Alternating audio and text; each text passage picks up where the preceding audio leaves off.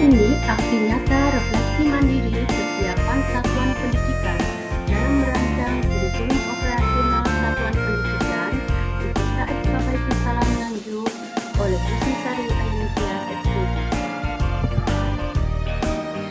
Terlebih dahulu kita pahami definisi KOSP.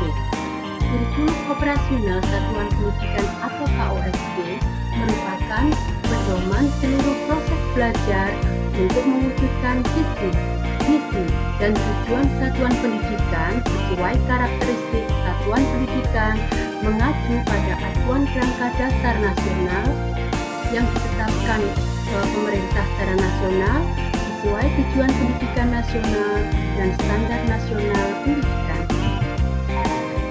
Sehingga KOSP sangat penting dalam satuan pendidikan karena adanya KOSP memberikan keleluasaan satuan pendidikan untuk mengembangkan kurikulum sesuai dengan karakteristik satuan pendidikan, namun tetap sesuai dengan acuan dasar kurikulum yang ditetapkan oleh pemerintah. Sehingga sifat KOSP bersifat tetap mengacu pada kerangka dasar kurikulum yang ditentukan oleh pemerintah sesuai tujuan pendidikan nasional dan standar nasional pendidikan, dan bersifat dinamis atau fleksibel karena satuan pendidikan diberi keleluasaan dalam menganalisis karakteristik satuan pendidikan, menentukan visi, misi, dan tujuan satuan pendidikan, pengorganisasian pembelajaran, perencanaan pembelajaran, serta diberi keleluasaan untuk mengevaluasi pendampingan dan pengembangan berkelanjutan. Hasil refleksi mandiri kesiapan satuan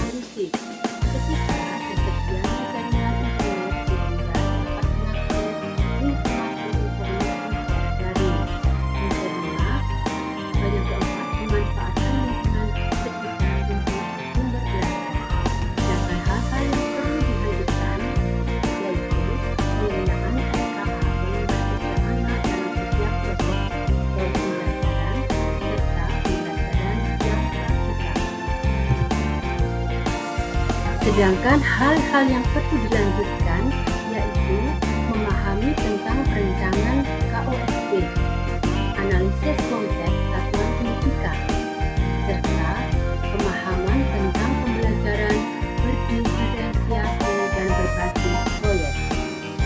Adapun hal-hal yang perlu dimulai yaitu analisa karakteristik satuan pendidikan, meninjau kembali dan menetapkan visi, misi, dan tujuan satuan pendidikan, pengorganisasian pembelajaran, perencanaan pembelajaran, serta melakukan evaluasi pendampingan dan pengembangan berkelanjutan dan profesional.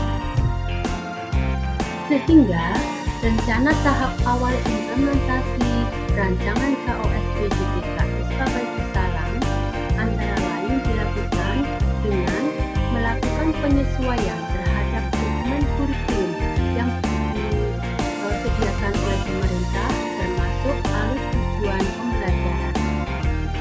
Yang kedua, belajar menyusun perencanaan pembelajaran sendiri mengacu pada modul yang disediakan oleh pemerintah.